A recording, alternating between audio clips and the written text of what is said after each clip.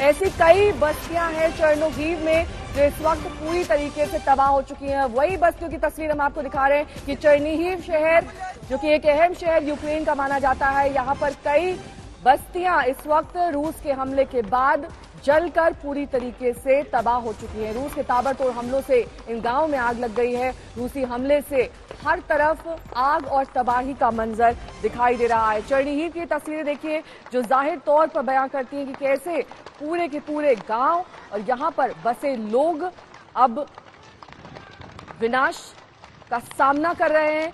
चेरनोबीव में आग के हवाले कई बस्तियां और इन बस्तियों से उठता ये धुआं और इन लपटों से साफ तौर पर समझा जा सकता है कि एक पूरा गांव, एक पूरा शहर अब बर्बाद हो चुका है और इसे वापस बसाने की जो मुहिम यूक्रेन की होगी उस पर सभी की नजरें होंगी, क्योंकि इसमें एक लंबा वक्त लग सकता है। और ऐसे में लगातार सवाल यूक्रेन पर भी उठ रहे हैं, यूक्रेन पर भी उंगली उठ रही है कि आखिरकार वो रूस की शर्तें क्यों नहीं मान लेता है, क्यों नहीं अपने आम लोगों को इस तरीके के नुकसान से बचा लेता है। रूसी हमले का 11वां दिन और इस बीच अभी तक लगातार जो हमले किए जा रहे हैं, जिसमें रूस भी जाहिर तौर पर फूंक फूंक कर कदम रख रहा है। ये देखने को मिल रहा है कि रूस की मंशा नहीं है कि वो आम लोगों को निशाना बनाए, आम नागरिकों पर हमला करे और किसी तरीके से जो कॉमन लोग हैं, जो सिविलियंस हैं, उन तक तबाही कम से कम पहुंचे। लेकिन दरअसल चेरनोबीव में ये देखने को नहीं मिल रहा है। कई यहां पर घर, रिहायशी इमारतें जो पूरी तरीके से आग की भेंट चढ़ चुकी हैं। ये एक्सक्लूसिव तस्वीरें आज तक आपको दिखा रहा है चेरनोबीव शहर से, एक अहम शहर। और ये कहें कि यहां पर जो बसे लोग हैं वो दरअसल अब इस तबाही का सामना कर रहे हैं। हालांकि कई ऐसे लोग हैं जिन्हें यहां से निकाल लिया गया होगा, महज उनके घर रह गए होंगे, ये लोग घरों के अंदर नहीं होंगे। सिर्फ अब वहां पर राख, धुआं और आग की लपटें।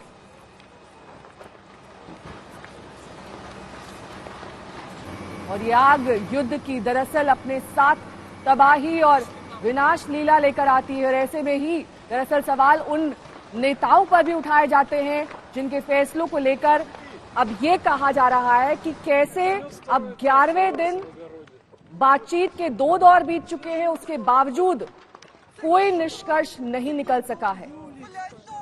ये युद्ध कहां जाता दिखाई दे रहा है। गौरव सावंत मेरे सहयोगी ग्राउंड जीरो से इस वक्त मौजूद हैं। गौरव, देखिए जो तस्वीरें हम देख पा रहे हैं उसी से जुड़ा हुआ सवाल भी मैं आपसे करूंगी।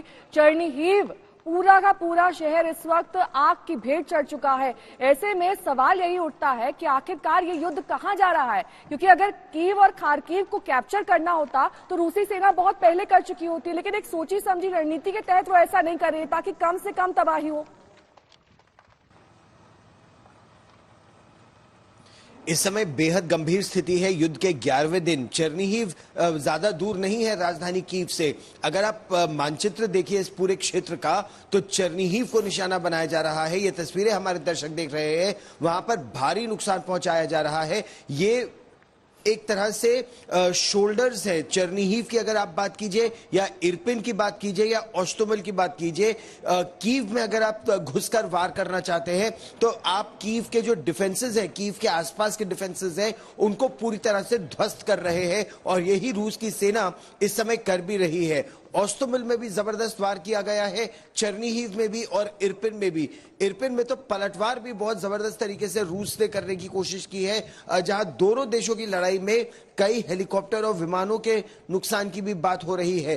कल देर रात, मतलब बीती रात 12 बजे यहां लोकल टाइम, यहां के रक्षा मंत्रालय ने यह दावा किया कि इन्होंने 44 हेलीकॉप्टर और 44 लड़ाकू विमान रूस के ध्वस्त कर दिए हैं। और यहां के मीडिया को कुछ तस्वीरें जारी की गई जिनमें दिखाया गया किस तरह से Mi-24 अटैक हेलीकॉप्टर या Mi-35 अटैक हेलीकॉप्टर, इनको निशाना बनाया गया है। इग्ला जो इसी क्षेत्र में निर्मित सरफेस टू एयर मिसाइल है, ये कह रहे हैं कि न केवल हम अमेरिका की स्टिंगर मिसाइल बल्कि यहां की जो local surface to air missiles हैं उनका भी इस्तेमाल कर रहे हैं बहुत बड़ी तरीके से। तो आप तीन तरफ से देखिए जो वार हो रहा है, इरपिन में, ओस्टोमल में और चेरनोबीव, जिसकी तस्वीरें नेहा हमारे दर्शक इस समय देख रहे हैं। बहुत जबरदस्त वार इन तीनों जगहों पर पिछले 2 दिनों में हुआ है।